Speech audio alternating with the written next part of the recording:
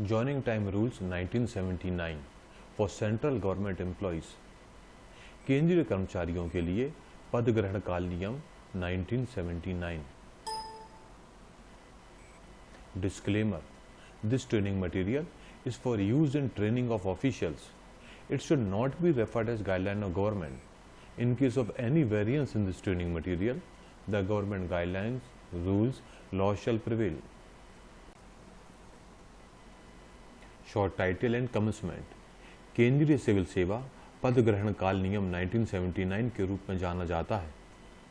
यह 19 मई 1979 से लागू हुए.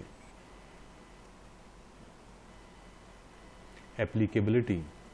यह नियम केंद्र सरकार के अधीन सिविल सेवा और पदों पर नियुक्त सभी शासकीय सेवकों पर लागू होंगे, जिनमें कार्यभारत कर्मचारी भी शामिल होंगे. यह नियम लागू नहीं होंगे रेलवे के कर्मचारियों पर, रक्षा कार्मिक और वे कर्मी जिन्हें रक्षा सेवा अनुमान से भुगतान प्राप्त होता है, अनुबंध या अंशकालिक रूप से नियोजित कर्मियों पर, वे कर्मचारी जिन्हें आकस्मिकता निधि से वेतन प्राप्त होता है.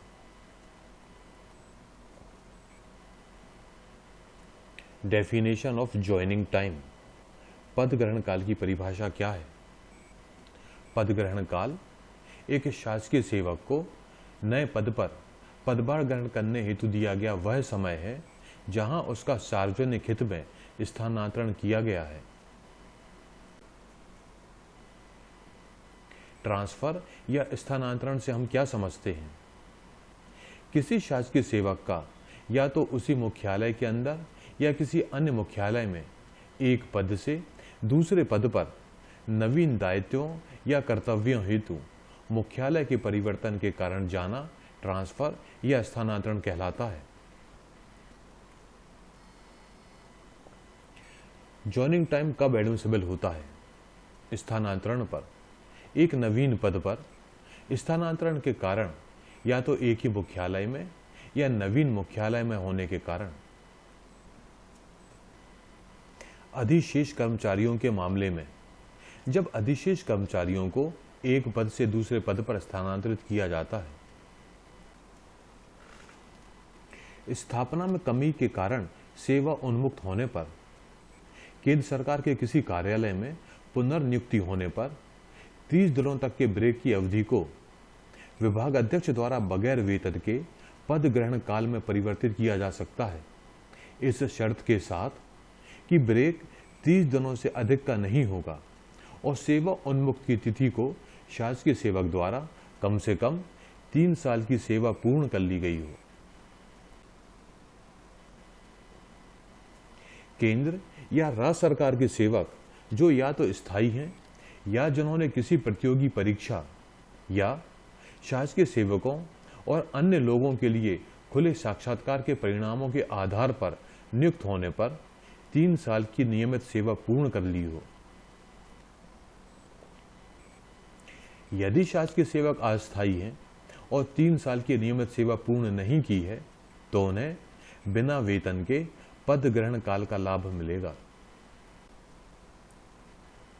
जॉइनिंग टाइम कब एडमिसिबल नहीं है? जब ट्रांसफर स्वयं के अनुरोध पर हुआ हो या टेम्परेरी ट्रांसफर जो कि 180 दिनों से अधिक का नहीं हो. जॉइनिंग टाइप कब प्रारंभ होगा? पद ग्रहण काल पूर्व पद के प्रभार के पुनर्स्थापन की तारीख से प्रारंभ होगा यदि कार्यमुक्त पूर्वाह्न में किया गया हो. यदि कार्यमुक्त अपराह्न में किया गया हो तो अगली तारीख से पद ग्रहण काल की गणना प्रारंभ होगी. जॉइनिंग टाइम का कैलकुलेशन कैसे किया जाएगा? पद ग्रहण काल की गणना सभी मामलों में पूर्व मुख्यालय से की जाएगी. जहां एक शासकीय सेवक स्थानांतरण आदेश प्राप्त करता है या अपने पुराने मुख्यालय के अलावा किसी अन्य स्थान पर पुराने पद का प्रभार लेता है, या जहां शासकीय दौरे के दौरान किसी शासकीय सेवक का मुख्यालय बदलकर उसे टूर स्टेशन ही कर दिया जाता है, या जहां उसका अस्थायी स्थानांतरण स्थायी स्थानांतरण में परिवर्तित कर दिया जाता है। अलाउड जॉइनिंग टाइम, जब ट्रांसफर समान मुख्यालय में हो, उसी मुख्यालय में हो तो 1 दिवस। जब ट्रांसफर अन्य मुख्यालय में हो लेकिन निवास में परिवर्तन नहीं किया गया हो तो भी 1 दिवस। जहां ट्रांसफर के दौरान हेडक्वार्टर बदल गया हो और निवास में भी परिवर्तन हुआ हो तो अलाउड जॉइनिंग टाइम इस प्रकार रहेगा। जहां पुराने हेडक्वार्टर और नए हेडक्वार्टर के बीच में रोड की दूरी 1000 किलोमीटर या इससे कम हो तो जॉइनिंग टाइम एडमिसिबल है 10 डेज। यदि 200 किलोमीटर से ज़्यादा दूरी तय करनी हो तो 12 डेज। 1000 किलोमीटर से ज़्यादा के मामले में 12 डेज। 200 किलोमीटर से अधिक की दूरी हो तो 15 डेज। 200 किलोमीटर से अधिक यदि हेडक्वार्टर में परिवर्तन किया गया है तो जॉइनिंग टाइम 15 डेज। 200 किलोमीटर से अधिक की दूरी हो तो 15 डेज। हवाई यात्रा करने पर पद ग्रहण काल का समय 12 दिवस रहेगा। दूरी की गणना वास्तविक आधार पर की जाना चाहिए, ना कि भारित माइलेज आधार पर, जिसके लिए रेलवे द्वारा कुछ घाटों या पहाड़ी वर्गों में किराया लिया जाता है। एक्सटेंशन ऑफ जॉइनिंग टाइम, विभाग अध्यक्ष द्वारा 30 दिनों की अधिकतम सीमा तक और भारत सरकार के विभाग द्वारा 30 दिनों से अधिक समय तक के लिए पद ग्रहण काल का विस्तार प्रदान किया जा सकता है। विस्तार के लिए मार्गदर्शक सिद्धांत यह है कि पद ग्रहण काल की कुल अवधि विस्तारित अवधि के बाद तैयारी के लिए लगभग 8 दिनों के बराबर व पारगमन समय व शासकीय अवकाश यदि कोई हो के बराबर होना चाहिए। हड़ताल या प्राकृतिक आपदाओं के कारण परिवहन व्यवस्था में व्यवधान के कारण या स्टीमर के प्रस्थान की प्रतीक्षा में बिताए गए समय के लिए भी भत्ते का भुगतान किया जाएगा। Combination of joining time with other leave, पद ग्रहण काल को आकस्मिक अवकाश को छोड़कर नियमित प्रकृति के अवकाश या वैकेशन के साथ जोड़ा जा सकता है।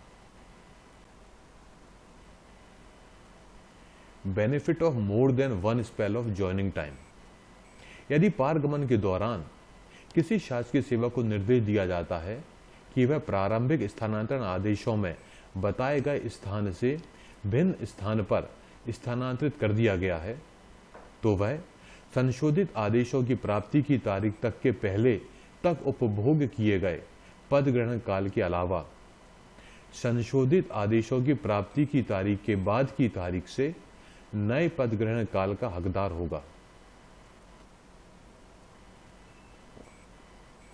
ताजा वर्तनी की गणना उस स्थान से की जाएगी जहां उसे संशोधित स्थानांतरण आदेश प्राप्त हुआ था। Unavailed portion of joining time credited as EL, लाभ न उठाए गए पद ग्रहण काल के हिस्से को इस शर्त के साथ ईएल खाते में जमा किया जाएगा कि इस कारण जमा हुई ईएल 300 दिवस से अधिक नहीं होगी। शासकीय सेवक द्वारा स्थानांतरित होने पर नवीन मुख्यालय में नए पद पर बगैर पद ग्रहण काल का लाभ लिए पदभार ग्रहण कर लिया गया हो तो उसके खाते में पूर्ण पद ग्रहण काल ईएल के रूप में जमा हो जाएगी। शासकीय सेवक अकेले ही नवीन पद स्थापना वाले स्थान पर पूरी पद ग्रहण काल का लाभ उठाए बिना पदभार ग्रहण कर लेता है और अपने परिवार के लिए बाद में टीए का दावा करने के लिए समय की अनुमेय अवधि के भीतर अपने परिवार को ले जाता है।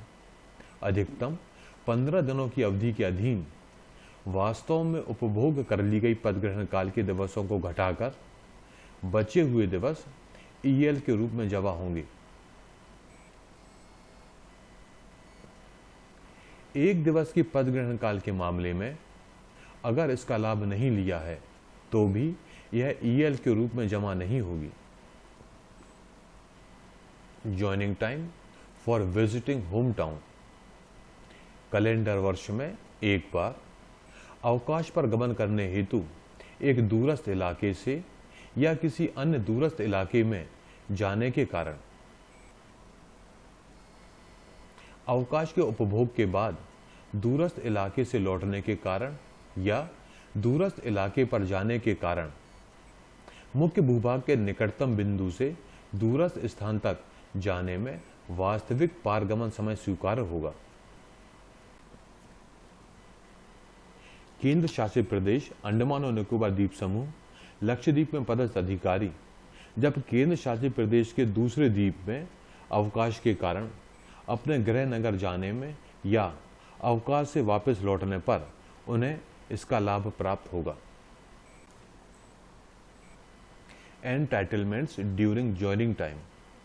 एक शासकीय सेवक जो पद ग्रहण काल का लाभ लेने का हकदार है को इस अवधि के दौरान ड्यूटी पर माना जाता है और उसे भुगतान किया जाएगा।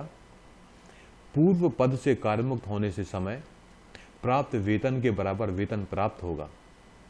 पूर्व मुख्यालय की दरों पर डीए, एचआरए, सीसीए का लाभ प्राप्त होगा। Joining time in case of technical resignation. Technical resignation के समय पद ग्रहण काल का लाभ मिलेगा और पूर्व पद से कार्यमुक्त होने से पहले प्राप्त डीए, एचआरए, सीसीए के बराबर भत्ते प्राप्त होंगे। 3 साल से कम नियमित सेवा वाले केंद्र सरकार के अस्थायी कर्मचारी हालांकि पद ग्रहण काल के हकदार होंगे, परंतु उन्हें इस काल का वेतन प्राप्त नहीं होगा। इस वीडियो को बनाने में हमने ISTM के रीडिंग मटेरियल की मदद ली और उनको हम धन्यवाद प्रेषित करते हैं। इस वीडियो में हमने ज्वाइनिंग टाइम रूल यानी कि पद ग्रहण काल नियम को समझा।